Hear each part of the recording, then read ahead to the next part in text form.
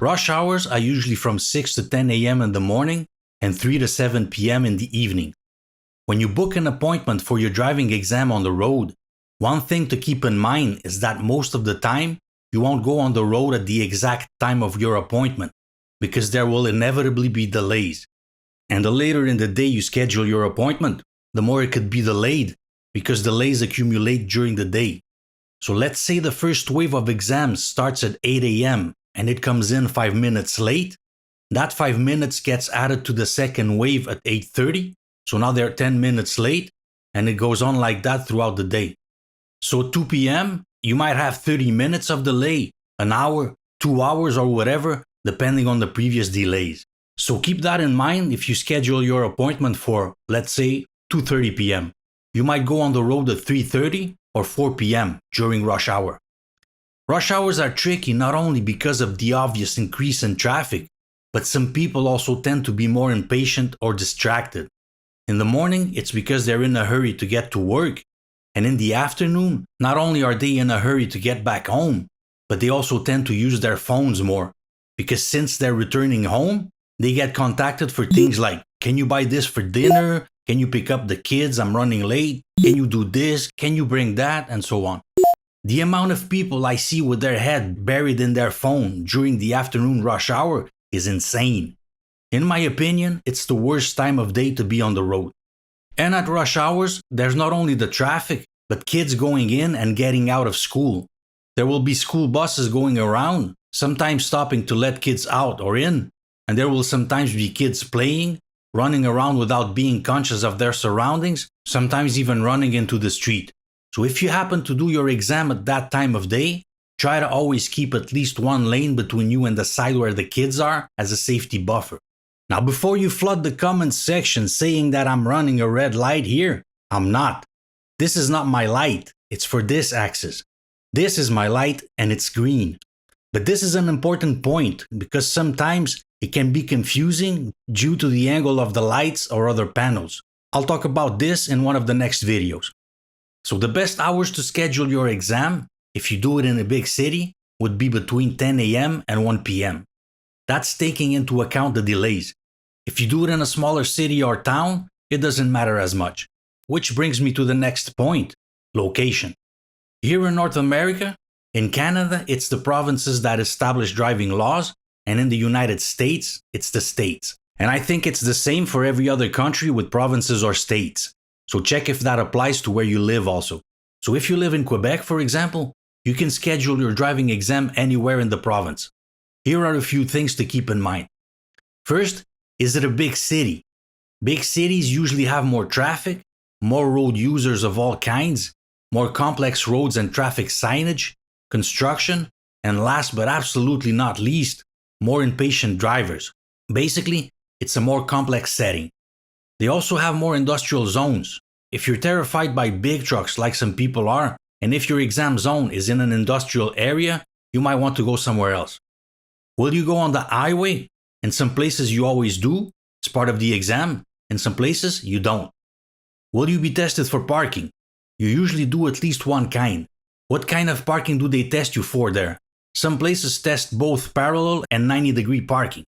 Some only test the 90-degree, sometimes reversing, sometimes from the front, and it'll be at the end when you return from driving on the road.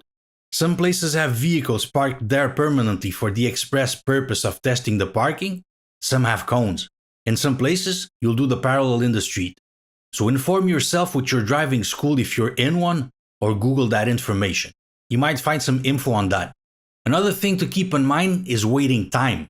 If you do your exam in a big city, the waiting times will probably be a lot longer. I've seen people wait up to 2 hours, especially if their appointment was later in the day. So if you can do it in a smaller city or town, why not? For two main reasons. It's quieter, and lots of times there's more availability there since there's less people, so maybe you can also find an available spot sooner. And that's especially advantageous if you already know the place. I've had students who were living here in Montreal, but grew up in smaller places, so they went there to do their exams. Now, a reaction I often get when I tell them that they could go further is, yeah, but it's too far. I'd have to travel for 2 or 3 hours to get there. So what? Remember that a driving exam is something that, if you pass it the first time, you'll do it only once in your life. Now, for some of those things we've just seen, Google Maps is your friend, especially if you can't go to the exam zone at all before your exam. If you switch to satellite view, you can get a more real-life view of the surroundings. Is that an industrial zone? Look for lots of parked trucks. Where are the parks and schools? Look for weird intersections or street configurations. Then if you click somewhere on the map, you can switch to street view to get a closer look. What does that tricky intersection look like up close? What is the speed limit next to those parks or schools? If you zoom into an area, then type in some keywords like school, for example, it'll show you the schools in that zoomed in area. Then, if you can, go explore it by car too. Or if you don't have access to a car or an accompanying driver, you can go by bicycle if you have one. Actually, going by bicycle is a good idea, even if you have access to a car. Because by bike, you can stop anywhere to analyze certain spots without having to go looking for parking, being stuck in traffic, or having to drive and analyze at the same time. Go see what those tricky spots look like from up close. If you go by car, park, get out of the car, and take the time to analyze the situation.